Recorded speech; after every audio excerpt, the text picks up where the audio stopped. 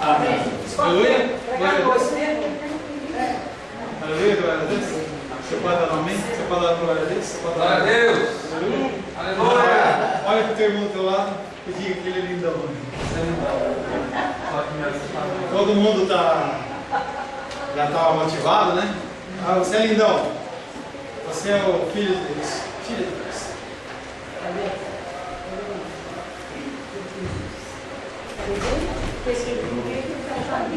Bom, depois dessa exaltação, vamos falar de humildade, né? Ai, glória a Deus. A paz era convosco. Deixa aberto. Ah, muito abafado. É, mas não está resolvendo, não. Eu estou assim, pelo menos dá uma circulada aqui. Deixa o ar-condicionado. O ar-condicionado tá ligado, tá no máximo.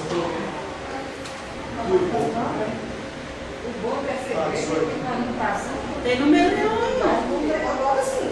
Só não está aparecendo o número, gente, mas ele tá ligado.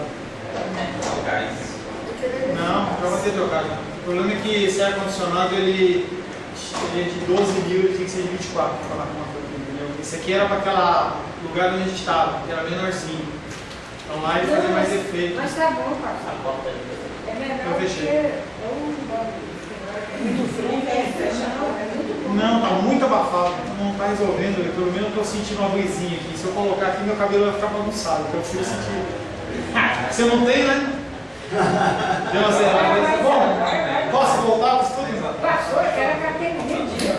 Hein? Pastor Paulo, fala ou não fala? Pode fazer a carteirinha para mim que eu quero. Fazer a carteirinha? A carteirinha. Se não entrar pela graça, entra na carteirinha. Dentro da carteirada. Você acha que vai ser, ó, eu tenho aqui, hein? Olha, pastor Paulo me deu. Você vai ter que ter dúvida. Eu achei que... Gente, deixa eu aproveitar e fazer uma pergunta para vocês, antes de começar. A gente está pensando em fazer, faz tempo que a gente não faz almoço. A gente está pensando em fazer um almoço, a gente tem a ministração da Páscoa nossa. A gente faz aquela discussão diferente, a gente fala sobre a Páscoa judaica e tal, a gente faz como era a Páscoa no Antigo Testamento, falando lá no Novo Testamento. E eu queria que vocês vissem a possibilidade da gente fazer o nosso almoço no dia, não sei quanto que é da Páscoa. É o domingo. Sexta-feira, 25. Não, vai ser no domingo. Pois é, Tá? 28. Então 28. Tá? Vocês almoçam em família? Como é que é? Hein, Glandinha? Como é que é? Vocês fazem? Lá em casa a gente não está podendo, não. É domingo 27, aniversário da minha mãe. Ah, não é para aniversário de Páscoa, senhor? No domingo, a gente pelo menos não. Porque ela estava pensando em fazer um almoço lá em casa. Tá. Dá uma pensada nisso. Independente da Santa o culto de Páscoa, ele tem normalmente, tá? Bom, paz seja convosco. Amém. Estamos agora na segunda parte do nosso estudo, em que nós falamos sobre o estudo do Sermão do Monte. Em especial, nós estamos falando sobre humildade. Um tema quase que não necessário para as pessoas dessa igreja, porque são todas as pessoas humildes nisso. Não é mesmo? Né, irmão Cláudio? Todo mundo humilde, né?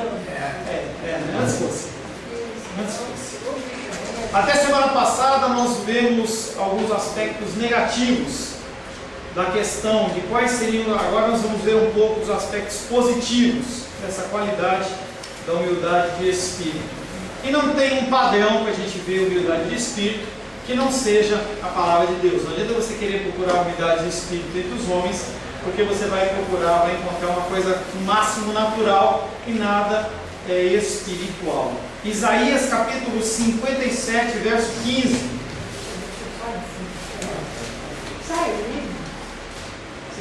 Isaías 57, verso 15. Pois assim diz o alto e sublime, e vive para sempre, e cujo nome é santo.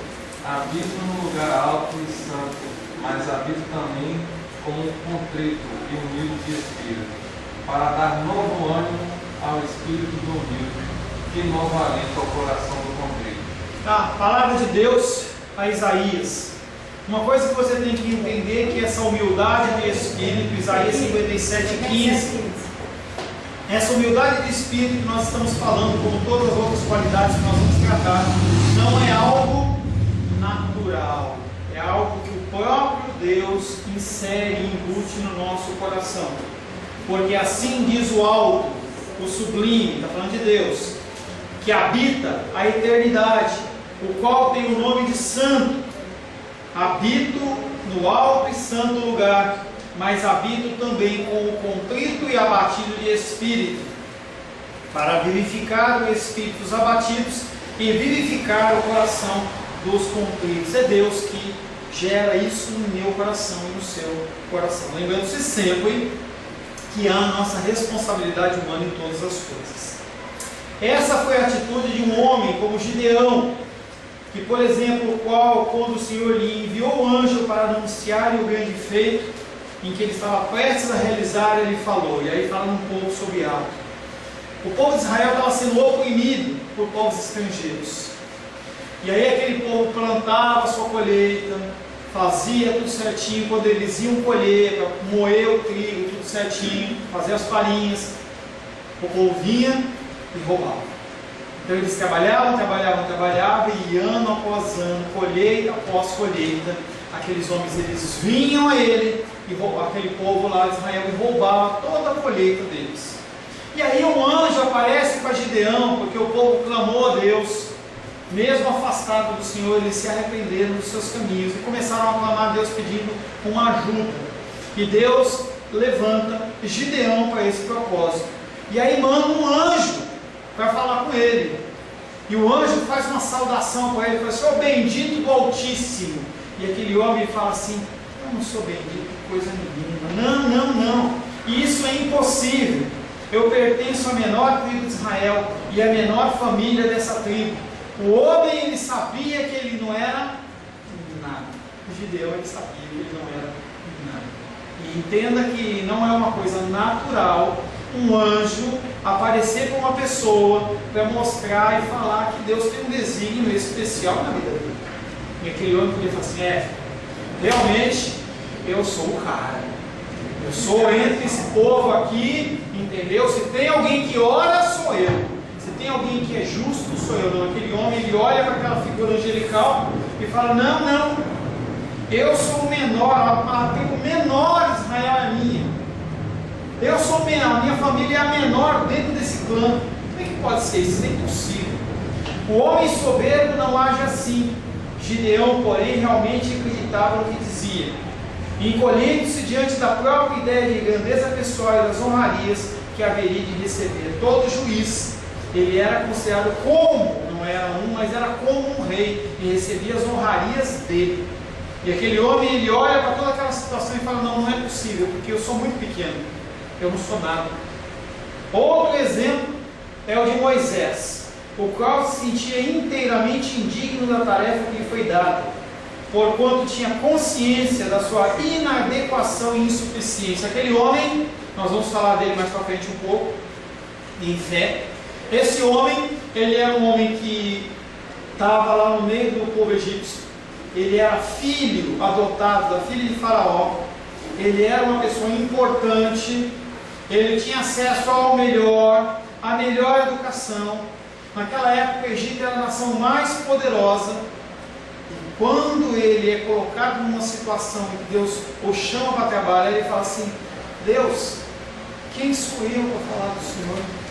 Eu não sei falar, eu sou gago, eu não tenho habilidade nenhuma. E a gente vê uma discussão de Deus com Moisés, pode dizer uma discussão. Parece que Deus vai pegar Moisés pelo colarinho e falar: vai, cara, eu estou falando que você vai. Mas aquele homem, ele olha para a situação, ele olha para toda uma condição e fala assim: sem condição nenhuma, eu não tenho condição de ser como eu, fazer o que você está pedindo para eu fazer. Também se vê idêntica atitude em Davi. Davi, quando olha para Deus, Deus querendo agir através dele, ele fala: Senhor, quem sou eu para que venhas a mim? Quem sou eu? Você vê a situação de Davi. Davi, ele está lá no campo, e aí Samuel, ele vai querer ungir o rei, e unge o primeiro, o primogênito, unge o segundo, não é o terceiro, não é o quarto, não é o quinto, vai. Você não tem mais nenhum filho, tem um lá, está lá, é o menorzinho de todos. Ele é aquele que só serve para cuidar de ovelha. Então traz esse. Bonito, formoso, não era grande criatura como seus irmãos. E ele é ungido rei de Israel. Naquela situação, e depois de 20, 30 anos que ele vai assumir. E aí a coisa a gente está na fé, lá no outro módulo de fé. Davi também é um homem de fé. Passar todo aquele tempo que ele passou sendo perseguido por Saul, apenas acreditando na palavra que havia sido dada por um homem velho, Samuel, duro. Tá? Você separou os dois aí, não? Separa os dois, hein? Separa o cantor e o ministro de louvor. Outro exemplo é o de Moisés, o qual sentia-se inteiramente indigno da tarefa que lhe foi dada, porquanto tinha consciência de que ele era insuficiente e incapaz. Também se vê a idêntica atitude em Davi, quando diz: Senhor, quem sou eu para que venhas a mim? Para ele, a visita divina era simplesmente inacreditável e deixava ele sem palavras. E aí nós vamos citar novamente Isaías capítulo 6, verso 5. Quando Isaías ele começa a ser chamado no início do seu ministério, vê o que ele falou, Isaías 6,5, quando Deus aparece entre aspas para ele. Então gritei: ai de mim, estou perdido, pois sou um homem de lábios impuros e vivo no meio de um povo de lábios impuros. Os meus olhos viram um rei, o Senhor dos Exércitos. Isaías, ele tem o livro dele, de Isaías. Isaías ele é considerado pela quantidade de citações em relação ao Messias, ele é considerado como o quinto evangelho. Então nós temos os 4 evangelhos do Novo Testamento. E aí quando você olha a história de de Isaías, você vê que ele é considerado como o quinto evangelho, ou o evangelho do Antigo Testamento, é quando mais se fala da figura de Cristo. Em certo momento da sua vida, em que ele é chamado para o ministério, não sei te dizer de que forma aparece Deus para ele. Porque ninguém viu a Deus realmente continuou vivo. Ele não viu a figura divina de Deus. E aí, quando ele contempla o Senhor dos Senhores, o Rei dos Reis, ele fala: ai de mim! João disse, gritou. O meu está falando disse, mas gritou pode ser também. Eu acho que é até mais realista em ter relação ao que ele viu. Ele grita: ai de mim! Eu estou perdido. Eu sou um homem de lábios impuros. Ele sabia que ele falava que ele era fofoqueiro. Ele sabia que ele mentia. Ele sabia que ele falava coisas erradas. Não, estou fazendo uma suposição, né? Ele olha e fala assim: eu sou um homem de lábios impuros, habito no meio de um povo de lábios impuros. Não sou só eu que sou ruim, é todo mundo que está à minha volta, todo mundo de lábios impuros. E os meus olhos viram o rei. Ele está pensando: agora eu vou morrer. Vou morrer. Tanto que na sequência do texto, o Senhor ele vai e purifica os lábios de Isaías. Um arcanjo vai lá, pega com a tenaz uma brasa viva, debaixo do altar de Deus, vai lá e toca nos lábios de Isaías. Imagina uma cena espiritual maravilhosa. Mas de qualquer jeito, Isaías ele não se engrandece. Isso é o que significa ser humilde de espírito. E essa atitude ela é encontrada, detectada em todo o Antigo Testamento. Pessoas são levantadas e elas simplesmente se rasgam. Eu estava lendo Crônicas essa semana, e aí mostra a figura do rei Josias, ainda criança, tenra idade, quando o livro da lei é encontrado e é apresentado para ele, aquele jovem ou aquela criança, eu acho que deveria ser na idade jovial já, ele rasga suas vestes e fala assim: gente, o que nós estamos fazendo? Esse Deus, ele tem todo motivo para nos destruir. Ele fala para a gente fazer A, nós fazemos B. Ele manda a gente fazer uma coisa e diz que não faz. Está tudo errado. E você vê a figura dos homens do Antigo Testamento, todos eles, quando se deparam com a figura divina, eles caem no chão. Por isso que, apesar de eu crer que os dons do Espírito eles são para os dias de hoje ainda, eu não consigo achar uma citação em que o ser humano ele cai para trás no Espírito. Todos eles caem para frente, que é uma atitude de prostração. Você é impactado pela presença, pela glória de Deus, e você não tem outra saída a não ser colocar a cara no chão e no pó e falar assim, como Isaías: eu não sou digno. Eu não sou digno de estar na presença do Senhor. E as pessoas hoje caem no espírito ficam lá um tempo, depois levantam a mesma coisa, não tem mudança nenhuma. Eu sempre tive dificuldade com isso. E só cai para trás. Só cai para trás. Entendeu? Entendendo que a manifestação não é a partir do homem. E você não encontra homens levantando a mão sobre outros homens e homens caindo nesse objetivo. As pessoas normalmente caem no poder do Senhor, reconhecendo o poder de Deus, não que possa cair para trás, não é isso. Falando que não pode ser uma regra. Você tem que entender que a presença de Deus está ali, ou deveria estar, e você, perante o Senhor, você não pode fazer nada a não ser abaixar a sua cabeça e falar assim: não sou digno. Não sou digno, não sou digno. Por isso que uma pessoa tem que tomar um cuidado enorme, um líder religioso como eu, por exemplo, e achar que eu sou melhor que vocês. Não, é o tempo inteiro, cabecinha baixa, porque quem faz as coisas é o Senhor, não é eu. Quando o João vem cantar, quando o Mateus vem cantar, quando o menino, quando o irmão Cláudio vem cantar, qualquer coisa que venha a ser feita aqui na frente não é pela nossa força, pelo nosso poder, e sim pela graça de Deus. E a gente tem que estar sempre entendendo que a gente tem que estar com a cabecinha baixa. Humildade. Isso é o que significa ser humilde no Antigo Testamento. Falando um pouco sobre o Novo Testamento. A humildade de espírito pode ser claramente vista, por exemplo, em um homem como o apóstolo Pedro, um homem bruto. Você vê as referências dele, ele ia ser um cara brutão, daquele jeito bem grotescão assim. Mas ele, conforme ele foi apresentado ao Evangelho, às coisas do Senhor, ele foi se amoldando. A humildade de espírito pode ser claramente vista, por exemplo, em um homem como o apóstolo Pedro, que era por natureza um homem agressivo. O que ele fez lá no Monte do Getsemane, quando viu o sacerdote lá? Pegou a espada e arrancou a espada do mal, a orelha do mal. Ele era assim. Lembra daquela passagem? Falava assim: vou molhar, vou lavar os seus pés, Jesus, né? O meu você não lava, Jesus. O meu não. Se eu não lavar em Jesus Cristo. Devia ser interessantíssimo observar uma situação como essa, em que Jesus Cristo olhava aquela mansidão. Ele não estava em piadinha, que nem eu não. Se eu não lavar os seus pés, você não tem parte comigo. E aí Pedrão olha e fala assim: então lava tudo, Jesus. Lava a cabeça, lava a mão, lava o pé, lava. E Jesus Cristo não dá risada, não. Só basta. Esse era um homem, ele era muito. As ações dele. Você vê ele lá no barco, lá, Jesus Cristo andando lá. Os outros, é um fantasma. Calma aí, gente, sou eu. Se é você mesmo, Jesus, deixa eu ir até aí. Você vê que ele é bem efusivo. Mas junto com esse jeitão dele, também ele era agressivo, ele era brutão. Ele se colocava sobre os outros semelhantes, ele era dotado de forte confiança, tanto que Deus acaba utilizando ele como um líder da igreja. Ele não é o Papa, mas ele é um líder da igreja primitiva. Contudo, quando ele viu o Senhor, Lucas 5,8.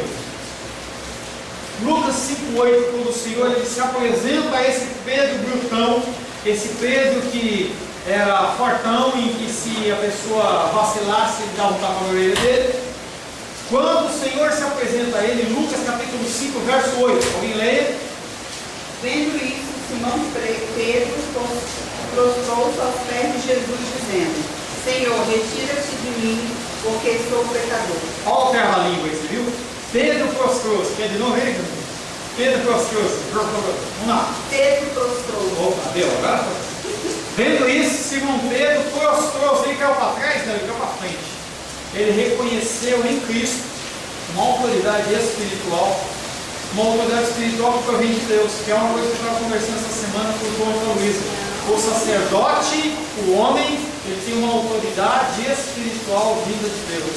Sobre a minha vida como pastor, tem uma autoridade espiritual vinda de Deus. Não é que eu sou melhor, que eu sou mais espiritual. Não, Deus ele designou essa autoridade sobre a vida dos homens ou mortos, na vida minha como sacerdote. Pedro, quando está perante essa autoridade, ele não pode fazer nada a não ser abaixar a cabeça, se prostrar, se prostrar. E mesmo com as divergências com o apóstolo Paulo, você tem que entender que o apóstolo Pedro e o apóstolo Paulo têm dois galos no mesmo galinha. Eles viviam trocando facas. O apóstolo Pedro, dá para encostar aqui, Helena, por favor? Só para o padre. Tá? O apóstolo Pedro, ele tinha alguns posicionamentos ele tinha alguns posicionamentos que o apóstolo Paulo condenava. Certa feita, o apóstolo Pedro, ele estava lá no meio dos judeus, e aí depois ele saiu, foi lá no meio dos gentios, começou a pregar a palavra, e ele começou a se relacionar com aqueles homens. E aí, quando os judeus chegam e veem Pedro, o Pedro se afasta. Aí o apóstolo Paulo fica sabendo disso e fala assim: como é que é isso, cara? Quer dizer que quando ninguém está olhando, você se envolve com os gentios, você fala da palavra de Deus, mas quando o judeu aparece, você sai essa autoridade sua aí e fala: não, não se mistura não. Que isso? Tem que ser direito. E ele vivia tendo um confronto com o apóstolo Paulo, porque o Pedro, ele não tinha cultura, ele era pescador. O que ele conhecia era o que ele tinha visto com Cristo, o que ele tinha vivido com Cristo, mas ele não era uma pessoa que ele era letrada, não era uma pessoa que era estudiosa. Ao contrário do apóstolo Paulo, que ele conhecia várias línguas, ele era estudioso, ele conhecia a escritura na sua íntegra. Então havia muito tipo de confronto. E aí, em 2 Pedro, Pedro jamais macio, abre aí, 2 Pedro, capítulo 3. Pedro jamais macio, ele já havia sido, entre aspas, humilhado na sua grandeza, lá na praia pelo próprio Deus, a figura de Jesus Cristo. Olha e fala assim: tu me amas, tu me amas, tu me amas. E o apóstolo Pedro vai baixando, falando: tu sabes que eu te amo, Cristo. Então faz minha vontade, apacenta as minhas ovelhas. 2 Pedro, capítulo 3, versos 14, 15 e 16. Alguém leia, por gentileza. Por essa razão, pois, amados, esperando estas coisas, inclinai-vos a sermos achados por ele em paz, sem mácula e irrepreensíveis, e tendo por salvação a longanimidade de nosso Senhor, como igualmente o nosso amado irmão Paulo nos escreveu, segundo a sabedoria que foi dada, ao falar acerca destes assuntos, como de fato costuma fazer em todas as suas epístolas, nas quais certas poucas difíceis de entender, os ignorantes e instáveis de tudo, como também deturpam as demais escrituras para a própria destruição. O apóstolo Pedro está discorrendo aí dentro dessa segunda carta, ele jamais amaciado. Ele vai e fala do apóstolo Paulo. Ele não fala com o apóstolo Paulo como aquele de contenda, ele não fala com o apóstolo Paulo como cabeça dura, mas ele fala: gente, tende por salvação a longanimidade do nosso Senhor, como igualmente nosso amado irmão Paulo. Ele não era um inimigo dele, mas ele já não trata mais com rispidez. O amado irmão Paulo, ele está falando aí: gente, presta atenção no que Paulo ensinou. Ele recebeu esse conhecimento de Deus, e aí ele entende que, apesar de ele ser o líder da igreja de Roma, apesar de ele ser o primeiro líder realmente dos apóstolos ali, ele se submete à autoridade que foi dada por Deus ao apóstolo Paulo. Diante dessas atitudes como essa, ele jamais deixou de ser um grande homem em ousadia. Não é porque ele era humilde que ele não era um grande em ousadia, ele não era uma pessoa tímida, ele não era um fracote, ele não teve que ficar aquele coitadinho, não, ele sabia da autoridade que era sobre a vida dele, e simplesmente ele agia segundo o Espírito. Quanto a isso, ele jamais mudou, sua personalidade essencial não se alterou, ao mesmo tempo, porém, ele se tornou um homem humilde de espírito. Você tem que ser forjado e talhado dentro das suas características e ser humilde de espírito também. E a pessoa acha que ela é humilde de espírito, ela tem que abrir mão. Eu não vou falar, eu não posso me expressar, eu não posso fazer nada, porque se eu me expressar eu não sou humilde. Não, a pessoa tem que se expressar sim. Também podemos perceber essa atitude no apóstolo Paulo. Ele era um homem igualmente dotado de tremendas potencialidades, e como homem natural tinha plena consciência delas. O apóstolo Paulo, ele sabia que ele era um fariseu dos fariseus, ele sabia que ele conhecia o Antigo Testamento de cor, de cabeça, ele sabia que ele tinha autoridade, ele conhecia várias línguas, ele sabia que ele poderia se impor sobre as pessoas com o seu conhecimento, porque as pessoas, é uma característica das pessoas com conhecimento, às vezes elas tentam pressionar os outros porque elas sabem mais. E a pessoa que é realmente humilde de espírito, apesar dela conhecer, ela não precisa pressionar as pessoas pessoas vão a ela para aprender, mas a pessoa não usa isso como uma forma de domínio, como uma forma de poder. O apóstolo Paulo sabia disso. Entretanto, quando lemos as suas epístolas, damos conta de que a sua grande luta era com seu orgulho. Ele lutava porque ele sabia que ele era melhor. As pessoas batiam nas costas dele e falavam assim: apóstolo Paulo, que palavra, que carta maravilhosa de Corinto, que carta maravilhosa de Filipos, que carta maravilhosa de Colossos. E ele ficava esmurrando a carne dele: não, eu não sou nada, eu não sou nada, eu não sou nada. E o povo todo falando assim: não, você é demais. E ele fala: eu não sou demais. É aquela luta. Talvez o espinho na carne seja isso. Em que ele era colocado numa condição em que ele era dependente do que ele sabia, independente da grandeza que ele tinha. Abaixo de Jesus Cristo no Novo Testamento, chama-se apóstolo Paulo. Era a pessoa que mais escreveu, mais os textos deles foram reconhecidos como textos divinamente inspirados. Você sabe o que é isso? Você escrever algo e Deus assinar embaixo dizendo assim: eu usei Glenda para escrever isso. Essas palavras são minhas. Olha, as pessoas no início da igreja primitiva, elas morriam de vontade de ter esse tipo de coisa. Tanto que muitos textos bíblicos foram escritos e forjados, escritos preparados. Evangelho de Pedro, Apocalipse de não sei quem, Evangelho de Judas, e um monte de textos, porque as pessoas queriam escrever, queriam uma autoridade apostólica ali, que Deus falava assim: esse cara foi a autoridade por Deus. Só que conforme o tempo foi se passando, o Senhor falou: não, esse não. O apóstolo Paulo, nenhum, nem dois, nem três, mas vários textos dele são a base do Novo Testamento. E esse homem, mesmo assim, ele falava: eu não faço isso pela minha força, eu não explico para vocês pela minha sabedoria, eu não sou nada. Quando você vê as aberturas de carta, ele fala: eu sou o menor dos apóstolos, eu sou o pior dos homens. Era assim que ele se colocava. De uma maneira semelhante a Baal, ele não estava falando isso para ser mais espiritual, não, ele estava falando para a realidade. Ele olha e fala: gente, eu sei falar 4, 5 línguas. Gente, eu conheço o Antigo Testamento de cor. Pode falar a passagem que eu falo. Eu sou uma pessoa boa em oratória. Eu falo, as pessoas se calam. Mas eu não sou nada. Conhecer Cristo para mim naquela estrada de Damasco foi a coisa mais importante. Entre conhecimento de Cristo e o que eu sei, isso tudo para mim não é nada, é lixo e esterco, porque o mais importante é conhecer Cristo. Palavras do apóstolo Paulo. Ele sabia que o que ele conhecia não era nada. Qualquer pessoa dotada dessas grandes potencialidades falaria: eu sou demais. A gente vê hoje na televisão as pessoas, os grandes líderes religiosos, que não são nada, e eles falam: olha, passo o lenço no meu suor aqui. Vi essa semana uma esposa de um apóstolo com o pé descalço na frente do altar, assim, o altar mais alto. E aí as pessoas falam assim: passa a mão no meu pé e deixa a oferta do lado aqui, que você vai ser abençoado. E as pessoas, aquela fila, eu não estou falando de pessoas na roça, pessoas que não têm estudo, não estou falando de pessoas com faculdade, médicos, doutores, advogados, que tinha gente desse meio, pessoas desembargadores, oficiais de justiça, pessoas de toda sorte e espécie indo lá, passando a mão no pé dela.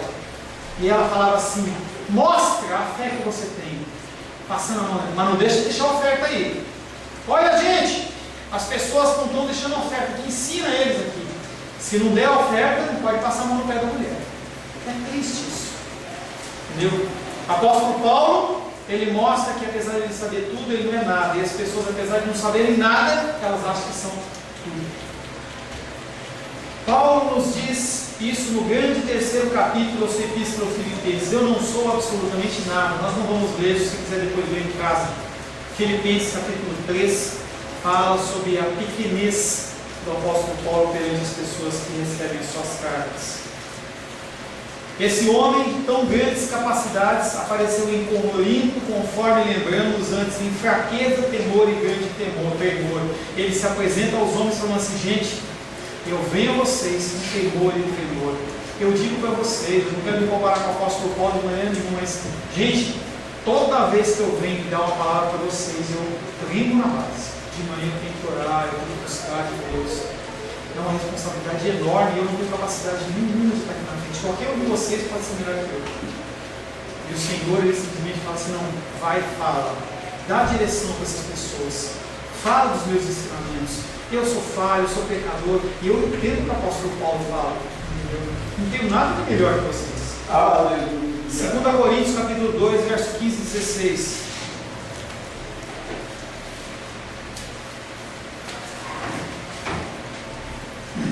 Quem for ler, lê com bastante calma, voz alta. 2 Coríntios capítulo 2, versos 15 e 16. Porque nós somos para com Deus o bom perfume de Cristo, tanto nos que são salvos como nos que se perdem. Para com este, cheio de morte para a morte, para com aqueles aroma de vida para a vida. Quem, porém, é suficiente para estas coisas? O apóstolo Paulo escreve a segunda carta dos Coríntios. A igreja de Corinto, a igreja bagunçada. Uma igreja que tinha os dons espirituais, eles achavam que eles eram mais espirituais que os outros. E o apóstolo Paulo fala para eles assim, porque nós somos para com Deus, como o bom perfume de Cristo. E aí uma coisa que eu já falei para vocês, e agora, através da boca do apóstolo Paulo, a tua palavra é uma palavra que é perfumada para a salvação e morte para aqueles que vão para a perdição. Nós somos instrumentos tanto de salvação como de perdição. E o apóstolo Paulo, perante essa possibilidade de ser um instrumento para a morte, ele olha e fala assim, que dureza, que preocupante. E ele finaliza esse versículo falando assim, quem porém é suficiente para fazer essas coisas? O apóstolo Paulo fala, eu com todo o meu conhecimento, com tudo que eu sei, eu não sou suficiente para falar a obra de Deus. Eu não tenho capacitação. Quem, porém, é suficiente para essas coisas? Ninguém. Só em Cristo mesmo. Se houve algum homem que tinha o direito de dizer suficiente, é o apóstolo Paulo, mas ele fala assim, eu sou insuficiente, eu não sou capaz. E isso é uma qualidade de uma pessoa humilde, de espírito. Mas naturalmente podemos perceber essa atitude acima de todos na vida do nosso Senhor Jesus Cristo. Ele, sendo homem, sendo Deus, ele se tornou homem. Romanos capítulo 8, verso 3 e 4. Romanos 8, verso 3 e 4. Para as pessoas que gostam de dar carteirada.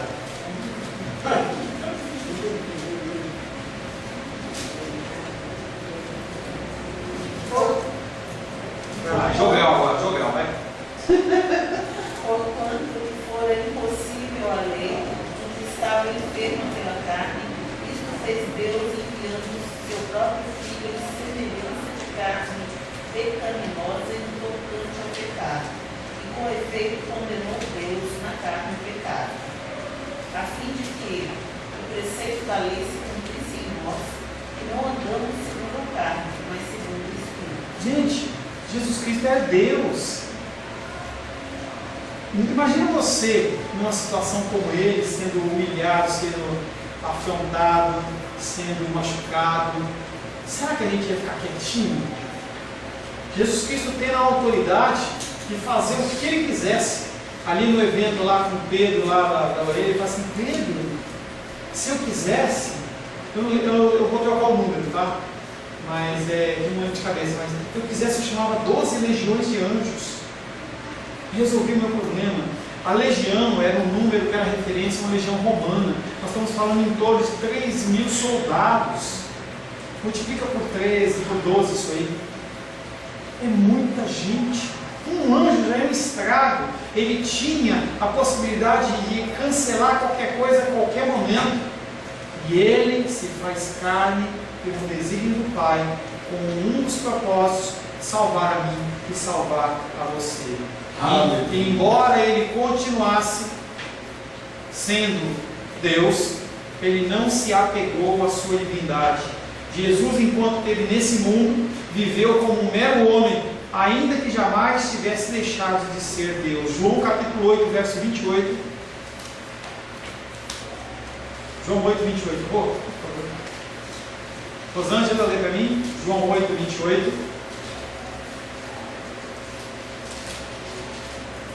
Entenda que Jesus Cristo ele é Deus. João 8, 28. Disse-lhes, pois, Jesus, quando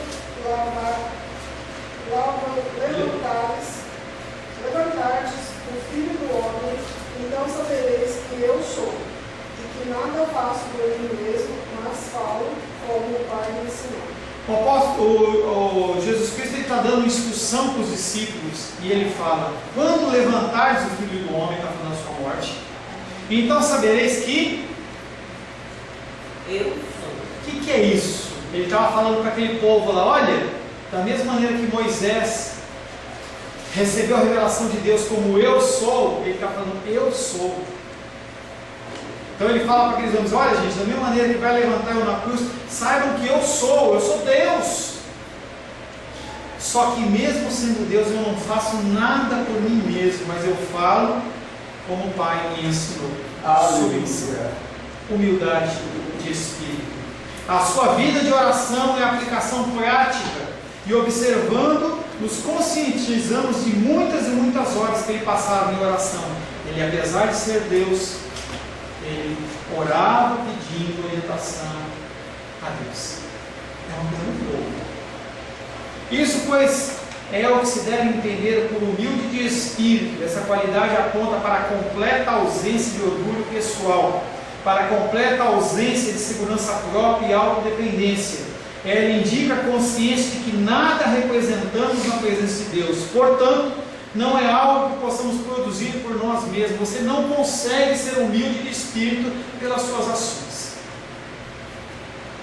Não é algo que possamos fazer por conta própria. Você não consegue estudar e ser humilde. Você não consegue orar e ser humilde. Não é Deus que concede essa humildade para você. Pelo contrário, é aquela tremenda tomada de consciência da nossa própria nulidade. Eu não sou nada. Quando chegamos a enfrentar Deus face a face, isso é ser humilde. Você não pode fazer nada diferente a não ser se prostrar, abaixar a sua cabeça. Ser humilde de espírito é você entender que você não é absolutamente nada. Ser humilde de espírito significa que se alguém é um crente autêntico, então não está dependendo dos seus dotes naturais que vêm do berço, porque você tem dotes naturais, você tem características naturais. Algumas pessoas têm habilidades que são inerentes a ela, mas você não se apoia na sua capacidade. Pessoas hoje têm se tornado pastores porque elas falam bem, têm se tornado pastores porque elas fizeram advocacia, ou fizeram administração, fizeram psicologia. Não se busca mais o pastorado no sentido de pessoas que são submissas a Deus, que não sabem nada, mas pessoas que já são pré-capacitadas, e a pessoa ela impõe a sua posição social, ela impõe o seu conhecimento, ela impõe a sua escolaridade sobre um grupo, e as pessoas elas ficam muito mais opressas do que ensinadas de alguma coisa. Finalizo o estudo do Sermão do Monte de hoje falando: humilde de espírito é você saber que você não é absolutamente nada sem Deus. Amém? Senhor, em nome de Jesus, queremos agradecer ao Senhor por esse estudo que fizemos sobre humilde de espírito. Realmente nós não somos nada e dependemos do Senhor em todas as coisas. Revela-se, Pai, em nós, para que nós possamos, para que nos colocarmos como verdadeiras pessoas humildes de espírito, em Cristo Jesus. Amém. Amém. A paz seja convosco. Meu nome é Paulo César. Eu sou pastor da Igreja Cristã Semente de Vida, aqui em Brasília, Distrito Federal. Me alegro que a palavra tenha te alcançado. A palavra faz isso. Ela alcança as pessoas aonde quer que elas estejam. E você foi agraciado com esta palavra. Não que eu tenha nada especial a te dizer. A palavra ela é suficiente e ela usa quem ela quer. E eu me alegro por ter sido um canal para poder te abençoar. Mas eu quero te dizer que não basta você ser um ouvinte. Não basta ser uma pessoa que se alegra quando você ouve a palavra de Deus. A vida ela é feita de decisões. Se você está ouvindo essa palavra hoje, eu creio que o Espírito Santo tem um propósito especial com você. Muito mais do que prosperidade, muito mais do que uma cura física, uma cura emocional ou espiritual, Ele quer te alcançar para a vida eterna. Nós investimos nosso tempo, nós investimos as nossas forças em coisas terrenas, mas o Senhor Ele tem muito mais a oferecer. Ele tem sim para você a cura, Ele tem sim para você a prosperidade, mas Ele tem muito mais que isso. Submeta-se a um Deus que Ele é capaz de mudar e transformar a sua vida por completo. Creio que o Espírito Santo é capaz de tocar o teu coração. Quero pedir que você curve a sua cabeça. Senhor, em nome de Jesus, coloco na tua presença essa vida que ouve esta ministração, que ouve esta palavra. Pai, eu não tenho capacitação nenhuma, mas o teu Espírito ele é capaz sim de tocar nesta vida, gerar nela mudança, transformação, arrependimento, e que ela possa simplesmente bater no peito, convencendo-se que é pecadora e que precisa de um Deus salvador. Não há um caminho a ti, meu Deus, que não seja através de Cristo. E eu lhe peço, Pai querido, que você alcance essa vida e ele possa sim tomar uma decisão pessoal pelo Senhor, em nome de Jesus. Amém. Amém, meu querido. Amém, minha querida. Fico contente que você esteja ouvindo essa ministração até o fim. E peço que você não se limite a ouvir os cultos pela internet. Você procure perto da sua casa uma igreja, um lugar que proclame a palavra do Senhor. Eu oro para que o Espírito Santo te direcione nessa busca, porque muita coisa tem sido oferecida que não é o Evangelho. Eu abençoo a sua vida em nome de Jesus. Amém.